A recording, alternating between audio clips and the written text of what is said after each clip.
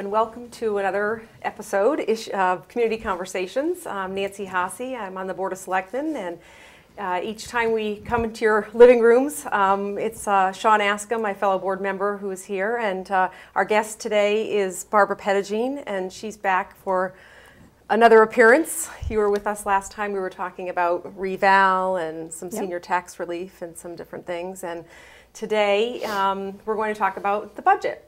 It's a pretty hot topic this time of year, and we wanted to do what we could to share with all of you as much information as we could so that when you head to the referendum to vote in May, you can make an informed decision on next year's budget for the town. So yes, in case the big, anybody's wondering, yes. This is what the budget looks like when we get it, and then for anybody that's interested, it's available on the town website to be reviewed section by section. Yes. Including the capital items and the operating items, and then you can download it, print it out, go back and check it out anytime you want. So there's but it's a little heavy, so you might want to keep it on the website and take a look at it from there. Yeah, there's quite a bit of information. There's and actually that kind of starts us off here because one of the things we wanted to talk about was to go back a little bit. We were, our guest at one episode was Rob Hagney, and he was the chairman of the Charter Revision Commission. And the reason we want to talk a little bit about that is because the charter revision changed a little bit about the budget process. And so folks are not going to be heading to a town meeting this year, and the town moderator lost his job. That's exactly right. Yeah. In fact, it shifted some of the responsibilities too, and Board of Finance will now be conducting, we've actually already had our first, but we'll be conducting 2 public hearings, and the public hearing is replacing the town meeting. So we encourage everyone to come out and give us your opinion. It's your chance to ask questions or share with us any concerns you may have about spending too much, spending not enough in certain places, whatever your concerns are with the budget. The purpose of the public hearing is to make sure this is your money we're spending, and we want to get as much input as we can into the process. And it moves from the second public hearing. The Board of Finance has the authority to move that on to referendum then. And when it moves it to referendum, the official referendum date will be set. I think we have a tentative date now. And then we ask you to come out and tell us what you think. Come vote on the budget. Absolutely. So that's essentially the process change. Yeah. Right. And just for clarity for everybody at home, we're talking about both the Board of Ed and the Board of Selectmen budget. Correct. In addition to the capital items, which are technically, 3 pieces that all come together and are reviewed by the Board of Finance. Exactly. Right. So. And that's the other important part of this revision with the charter and without the town meeting. Some items will go on the referendum for voting, and we wanted folks to know that they won't be coming to town meeting to vote for some of those items.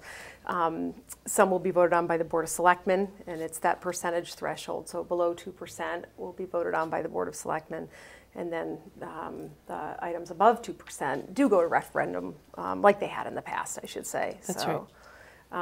And then just, Sean was talking about the things that are on the town website, but this operating budget calendar is on the town website, and that's some of the timing we were talking about. And so the referendum is set at this point for May 14th.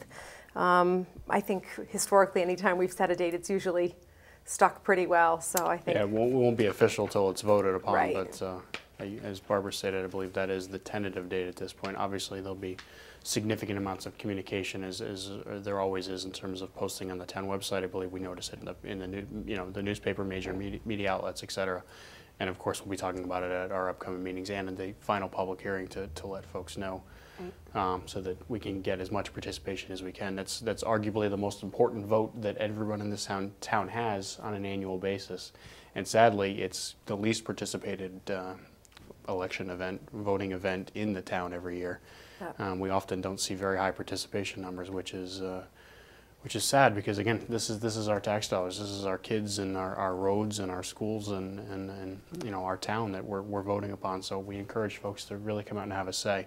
Yeah. Well, the public hearing date is set. It's April 24th, and if this gets on TV in time and the date's in the future, please come join us. We'd love to get your input. Right. Absolutely. Right. Yeah, this program will lead up to the referendum, but if anyone catches it prior to the public hearing date, certainly they should turn out. We've had a lot of meetings, and I think the other thing we wanted to touch upon to help folks understand is really talking about the Board of Finance's role. And you mentioned both Board of Ed and Board of Selectmen budgets. And so, Barb, can you speak to a little bit about the role of the Board of Finance and how it's just a little different for each of those budgets? So I think maybe we'll go through the overall role, and you can put a little color on all the work that the Board of Selectmen actually does, and I know the Board of Ed does just as much work. But the role of the Board of Finance is to review the budgets presented by the Board of Selectmen and the Board of Ed. And actually, our authority is set by state statute, and the statutory authority makes the Board of Finance the budget making official authority for the town. So while the work and the detail and all the line items are developed separately by the Board of Education and by the Board of Selectmen, the Board of Finance has a responsibility to review those budgets, look at spending levels, look at affordability, essentially hold the public hearings to make sure that we get full input from the town, and then to set the actual mill rate and the tax level that we need to do to fund the budget that's involved. So the role of the Board of Selectmen is to present a budget, but really the role of the Board of Finance is to review that and determine the ability of the town to spend it and the appropriateness of the budget and certainly the authority to question certain line items. We're not there to be a rubber stamp. I know this year in particular, both boards did an excellent job at staying within the parameters that were set by the Board of Finance. Right. But we still need to make sure that we're properly looking after the assets of the town. I know one of the things I always ask about is roads, and are we funding the road corrections and the road work properly? But I think we need to look at all of the assets of the town, our school systems and the buildings that we own, and make sure that we're properly spending the town's money every year and making sure that we do that within the constraints and the budget limits that have been set by the Board of Finance. Right. That's a great point, Barbara. I actually made a lot of great points in there, but one of them is the basic principle that I think we all start at as volunteers on these boards of what's our responsibility overall, right? It's schools, roads, public safety, and it's like 60% of the budget right there. I mean, that's really a pretty, when you talk about the top priorities. Right. And with the Board of Ed, their budget is approved, and they then can work within that budget, and they don't have to come back to you. Right. And so that's the difference between what we do with you folks and what they do with you folks. If we want to change an item within our budget, we have to come back to you. So I think it's important for people to know that when you guys are looking over our budgets, you do appreciate all the time we put into it, but that you do need to ask those questions because especially for the long-range maintenance things, I know one of the very reasons why the CNR and the different policies were made was because excessive bus purchasing, all of a sudden nobody was paying attention. Right. Well, I shouldn't say nobody, but all of a sudden we were needed to purchase a lot of buses in 1 year. And so I think the roads is that same kind of concept. You don't want to be out there, and when you get to a certain level, there's a level of cost that sort of creeps when the roads get on and age. Right. You're looking for smooth budgets, right? You're not Exactly. looking for large gyrations in spending where you're up 5% 1 year and then you're down and then up, and that's not good budget making. It needs to be We should accurate, be looking long term. but smooth. And I think the Board of Finance, the Board of Selectmen, and the Board of Ed have done a really nice job over the last years, focusing on that. Obviously, there's always opportunities to improve. There's always opportunities to continue to be more frugal with folks' taxpayers' dollars and to have more vision. That's why we're making some pension plan changes. Exactly. Again, to ensure the future of the town employees' retirement benefits that we've promised to make them, and also make it affordable for the taxpayers in town, right? Right. Because as you said, it's smoothing it. I mean, we can't get to a point where all of a sudden that big item comes to us at one time and, is just not able to fit within a budget. So that kind of segues well to when you're talking about input, and it's good to have a lot of these deliberations, and it starts early on with all of the town staff. So we sit through 5 or 6 budget meetings. Absolutely, but I mean, Yeah. before then, the town staff puts in an immense amount of Right. time, immense amount of work. The department heads obviously are looking at their prior year spend. What are their needs? What are their must-haves? What's their wish list? What if they could have it? What would Yeah. they really need to have? And then they make those presentations, obviously to the first selectman. The first selectman then brings forth a budget to us. Right. Right. The rest of the board of selectmen, and then we start our review process of those the multiple open hearings, budget hearings, Right. to review.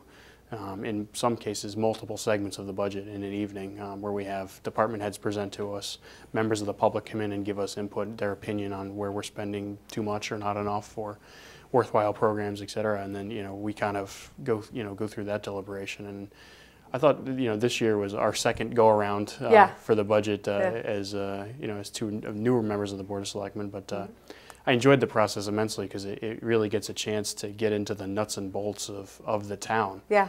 Right? And where are we spending our dollars, and are we spending them wisely? One of the big items, or one of the big areas that we always talk about is capital, right? Capital is always an interesting issue. And this year I think that the capital items I feel are not nice to haves, they're must haves. They're replacements, they're repairs. There are items that we're addressing. They're maintaining our infrastructure. Right, needs on the Right. useful life of trucks, of plows, of infrastructure that we can't let go. Otherwise, then we're not doing our job of smoothing budgets, and then we come to the Board of Finance with big problems later on if we don't address these issues. And I think Nancy made a great point. The responsibility of the Board of Finance vis-a-vis the Board of Selectmen is slightly different than it is for the Board of Education. Right. That's not a Simsbury town thing, but rather that's also set up by state statute. If during the actual fiscal year, if the Board of Selectmen or the town needs to spend more money in any particular department, those kind of line item transfers need to come back to the Board of Finance for approval. Whereas on the Board of Education budget, once that budget is approved, the Board of Education has full authority to do their own transfers and to spend the money as they see fit within the budget parameters that were approved at the referendum. Right. So it really is a different role of the Board of Finance vis-a-vis the Board of Selectmen. With that comes a lot of responsibility, right? Hence the need to question, hence the need to understand. And just because there's a budget book and there's numbers, sometimes there's a need for additional schedules, additional documentation to understand what was the thought, what was the deliberation that went into it. We on the Board of Selectmen have the benefit of multiple budget hearings where we're sitting with the department heads. You folks get it at a regular we meeting. Get the book.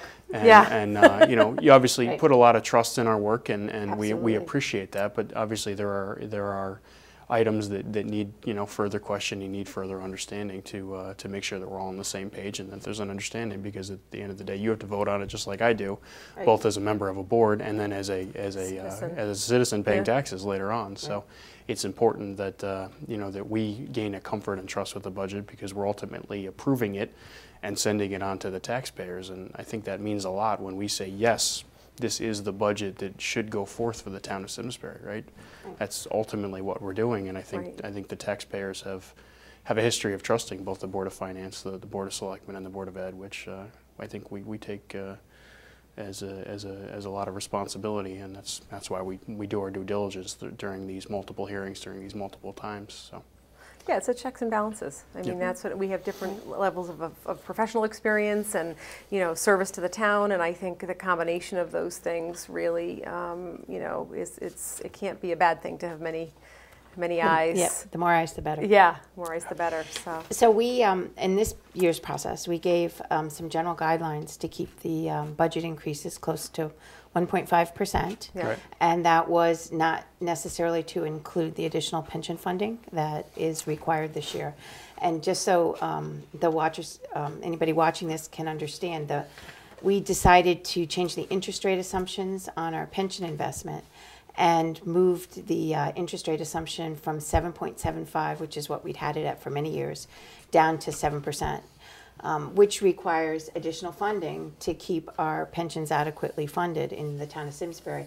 And that's a very important priority for us, as Sean said earlier, to make sure that everybody who works for the town will have a pension when it gets there, and then subsequent generations are not going to be inordinately burdened by the requirements of paying pension for today's employees. Right, and if you could just take a minute to explain the interest rate itself. Why is that important?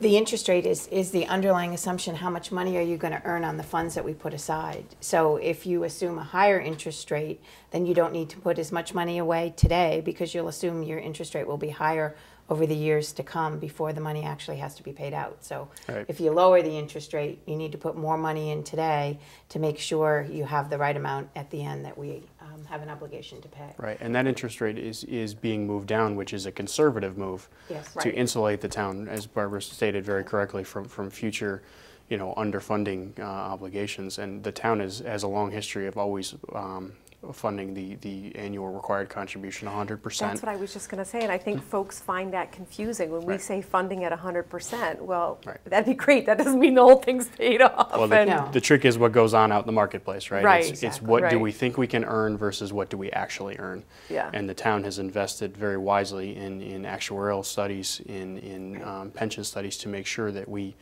have the best information to make these decisions. And by all accounts, from all the experts out there, they're telling us that the wise move is to lower the interest rate assumption. Right. And just this past year, one of the charter changes was to move the responsibility of making sure that our pensions are appropriately funded for town employees over to the Board of Finance. Right. So that is something we looked at very closely, and think this is a very prudent move for the Right. town. I think another thing that voters might be interested in learning about is really what happened with the reval. Yeah. Because the mill rate is kind of the mathematical computation of we are going to have budgets this big and we have property worth this much money, and there's an equation in the middle that gets us to how much taxes do you have to put on that property for every dollar of property value to equal the amount of money we need in a budget. So in a year when we do a revaluation, it gets harder to understand the budget increase because the mill rate's going to move relative to the change in the value of the grand list. So this particular time, the grand list decreased substantially, and I know all you out there got a decrease in the value of your house, and you probably looked at it and said, oh good, mine's going down, that's good news. It may be, but if it didn't go down as much as the town average or as much as your neighbors, even though you went down, you in fact could have higher taxes as a result of the reval. So I think something that's important to understand is that the reval took the mill rate, and I'm reading this because I want to get my numbers right, the current mill rate is 31.47, and the impact of the reval with no changes in the budget at all to fund this year's budget would bring the mill rate all the way up to 36.46. which is almost a 16% increase that our mill rate will have just due to reval going down. Right. So simply put, if you got the average decrease on your valuation this year for your house, you'd stay flat. Those that are above that would get less. Those that were below that would get more. Below that meaning you got a decrease better than the average. Yeah. Yeah, it's so- sort of hard. It's an opposite way of thinking, but Right. and it's challenging and it's Your confusing for value went folks. down more than the average. Right. So Yeah. the sad thing is from a tax purpose, you want your value of your home to go down by more than the average. In reality, you don't want that to ever happen. Right. But from a tax purpose, and then again, obviously, whatever we're doing here then impacts the mill rate further when you finally set it on the Board of Finance. Exactly. After the referendum is when the mill rate is actually set. Correct. And there's a lot of things that are unknowns at the time when we have to do this. Some unique Connecticut requirement is most of the towns are setting next year's property tax rates at a time that we don't have the state information yet. Right. Yeah. So the state budget process is delayed, and we always have to make some assumptions around state funding and what's going to happen. But we do that every year, Yeah. and usually we come in pretty good. This year, if the proposals that are in front of us right now for Board of Selectmen and Board of Ed, and with I'm going to get you the numbers here, with the increase in funding on the pension plan, in spite of that, the Board of Selectmen came in at under 2%. They came in at 1.71. and the Board of Education came in at 1.89, and again, that also includes the additional funding. Yeah, I Right. was just going to say The town employee portion. The difference to fund that pension that we were talking about, to lower that assumption for our budget was $190,000 plus Right. to ours. So we were at a 0.65. Which is effectively a 1% or more increase on the Board of Selectmen Exactly, budget. right. And we were kind of working with that as we were, every time we considered an item that we were going to either cut back or add to, and we were watching that number, that we were always mindful of adding that 1.1 or so percent, and knowing that that's where we were going to settle out at. But I think, folks have seen a lot of numbers in the papers and things communicated to them, and so to understand that it was about a 0.65 increase with our budget, but then with the pension to that, we get to the 1.7. Yeah, so that's very important to point out, the 0.65 or around there from just the pure operating change. Correct. Prior to pension, 1.71 after with pension included from the Board of Selectmen. So when folks say, well, wait a minute, the Board of Finance said 1.5, well, yes, we met the expectation because our operating increase was only 0.65 before we factored in pension. So as you folks stated on the meetings prior to the budget process, you were going to hold the Board of Finance, or excuse me, the Board of Selectmen harmless. Right. And it's interesting as we look at this. We don't look at these numbers in a vacuum, right? Because then there's the capital items, which are very important and near to all of us. As we talked about, these were all not nice to have items, but must have items in our estimation. And the other thing that I know the Board of Selectmen, and I'm sure the Board of Finance is thinking about, was not maxing out the credit card, so to speak. Right. We have a 7% debt guideline. 5 to 7%. Well, you're right. It's 5 to 7%. 5 to 7% being yeah. the maximum in town, and we've been near or at that maximum for a number of years. Well, the high school was a huge project, and it's taken us a long time to pay off the high school project. Right, and that fit into the context of not a nice to have, but getting down the must have road. As a lot of the other projects, most of the other projects that we've done in town, as those projects come off, we need to continue to be very thoughtful about following that mantra of must have versus nice to have, and striking the balance while maintaining our basic services and the character of the town, which is important to all of us. And we've got some big ticket items that are coming down in the next few years. Yeah. So the decisions we make this year impact us for the next 10 years from a bond basis. So that's really important for folks to remember. So one of the principles that I know I was talking about, I know Nancy was considering as well, was not maxing out the 7% this year to leave us flexibility for those unknowns. School safety is a very important item, and will continue to be a very important item for us, and we just don't know what that final cost is going to be. And it's tempting. We just went out for a bond and got a great rate. We did. Terrific. And we sat and we looked at our cash flow. Barb, you asked for that, and I thought it was an excellent request from the finance department to ask for that, so that we weren't just looking at it from a pure 5 to 7% number, but we were really looking at what we were bonding and that cash flow for each year. And the rates are good. They're terrific. And our bond rating as a town is excellent. Couldn't be better, and the combination got us a great rate this last time. And that bond rating is due to all the fiscal responsibility for the long run, right? Our detail to reserves. Right. Not buying things that we don't need, buying things that we should be purchasing. And again, responsible budgets, as we believe we have before you today. So that language, the fact we do responsible budgeting in Simsbury was actually one of the factors cited when we got our most recent bond rating. And one of the concerns was the pension obligation. That's a concern for all municipalities out there. And again, I think our proactive approach this year should certainly play well with the rating agencies as we're re-reviewed in the future. So. So I just wanted to make sure we share with people the percentage increase. So we were talking about borrowing and long-term, and this fits with it. Our actual debt retirement budget is going up more than the 1.5% because of borrowing that we've done in the past. That's going up over 3%. So the actual mill rate change that will happen, this is after reval. So reval will bring it up by probably 5 points, a little over 5 points. It will go up another 0.82 mils as a result of what's in front of us today, based on what we know and based on our assumptions around what we'll get with state revenue, assuming all that still holds. Again, none of this will be set till following the actual vote by the voters to tell us if this makes sense to them, but we were looking at a 2.25% estimate of our mill rate increase. And again, they're all estimates and nothing gets set yet. the Board of Finance has to move the budgets and approve them and actually move them to the town.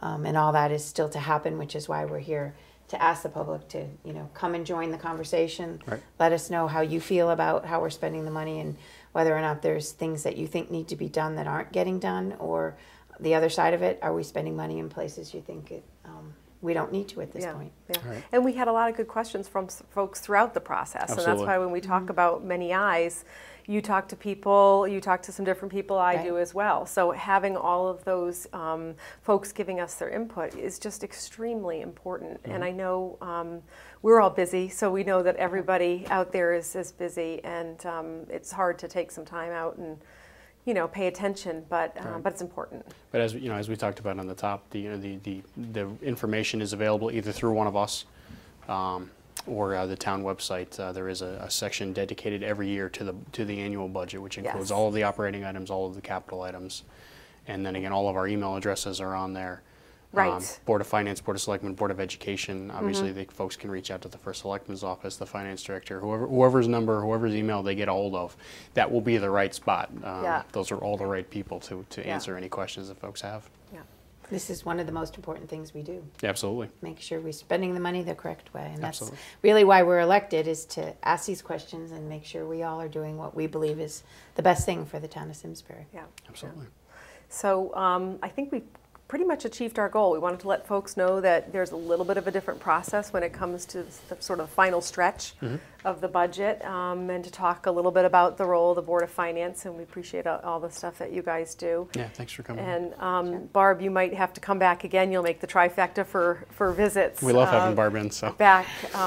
Yes, we've talked about a lot of stuff, and you've been instrumental in a lot of the things that we've undertaken over the past year. The senior tax relief, that was so important as we're sitting here talking about the budget and what's to come. And please do reach out to us. Definitely go on the town website and get as much information as you can. We're an email or a phone call away. And really, we just want to thank the folks at SCTV, because it's all that they do to help us share information with you, and we appreciate all their efforts. So thanks for coming, Barb. Thank you for having me, Nancy. And get out and vote. Please do.